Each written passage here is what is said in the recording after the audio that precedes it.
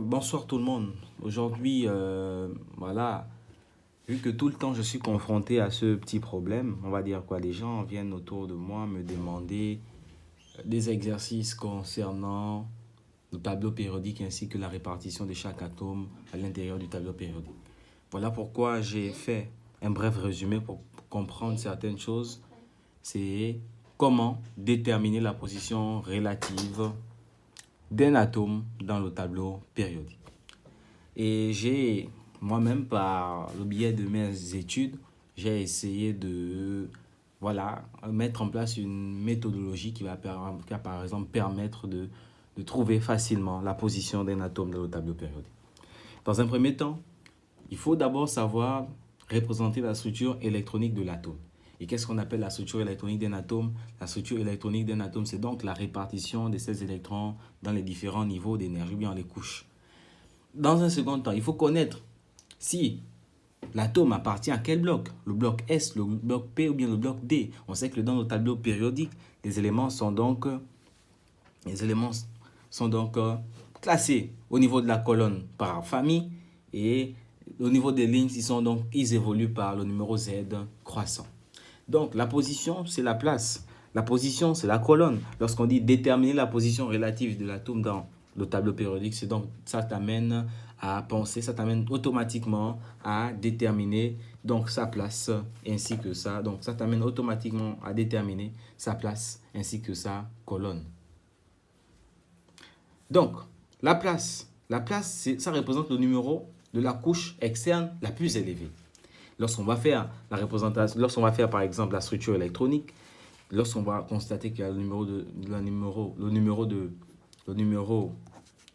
la couche externe la plus élevée, donc nous allons donc considérer que ça rime avec la place. La colonne, c'est le nombre d'électrons de valence. Et aussi, il faut faire attention. Il y a un niveau où la colonne, ça représente le nombre d'électrons de valence, et la colonne aussi peut être en fonction du nombre, et ainsi aussi c'est en fonction du bloc. Donc, je dis donc, pour les éléments, la colonne est égale au nombre d'électrons de valence pour les éléments du bloc S et les éléments du bloc D. La colonne est égale au nombre des électrons de valence plus 10 pour les éléments du bloc P. Donc, c'est assez simple. Donc, pour essayer d'illustrer ça, on va faire simple. On va prendre un exercice pour vous donner un peu plus de détails. Ici, on a dit déterminer la position de l'élément sodium dans le tableau périodique.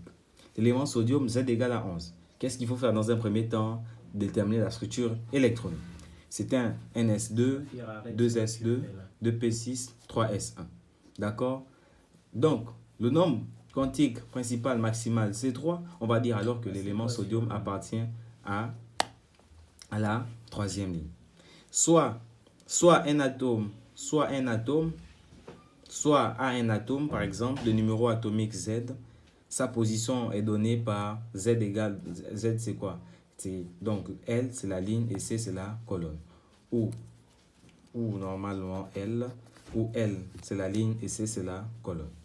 Dans ce cas, le cas que nous étudions, N maximal c'est 3. Donc, on implique que N appartient à la troisième ligne. Na appartient au bloc S, d'où le nombre d'électrons de valence est égal à la colonne.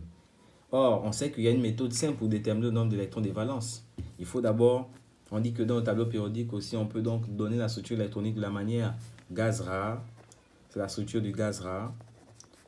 Et on va avoir donc le nombre d'électrons de valence. Lorsque je remonte à cette structure, on a donc 2NS2, 2S2, 2P6.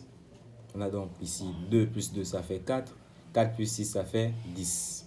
10, c'est donc la structure du néon, je crois. C'est la structure du néon. Néon, c'est 10. Donc, on va dire que ça, on peut écrire ça sous la forme néon. Et 3S1. Donc, ça correspond au nombre d'électrons de valence. Donc, on a un seul électron de valence. Vu qu'on a un seul électron de valence, alors on va dire quoi? L'élément, le Na, le sodium appartient au bloc S, d'où le nombre d'électrons de valence est égal à la colonne. Le nombre d'électrons de valence est égal à 1, implique que l'élément sodium, c'est un 3, 1. Donc 3, ça appartient à quoi? À la troisième ligne et la première colonne. Vous pouvez vérifier s'il vous plaît. Après, on va dire que l'élément sodium appartient à la troisième ligne et la première colonne. On va prendre l'élément chlore. On va d'abord préparer, dans un premier temps, vous allez faire la structure électronique. C'était un S2, 2S2, 2P6, 3S2, 3P5. Ici, déjà, on a donc la configuration NS2, 2S2, 2P6, c'est la configuration du néon. D'accord? Donc, qu'est-ce qui reste? Il va rester 3S2, 3P5.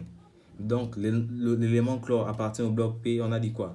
Or, on sait que pour les éléments du bloc P, le nombre des électrons de valence plus 10 correspond donc à la colonne. Le nombre d'électrons de valence, c'est donc 2 plus 5, ça fait 7. Donc, C est égal à 7 plus 10, ça fait donc 17. Donc, l'élément, on va dire en tout et pour tout, Nmax est égal à 3. Donc, ça appartient donc à la 3e ligne et à la 17e colonne. Donc, merci d'avoir regardé cette petite vidéo.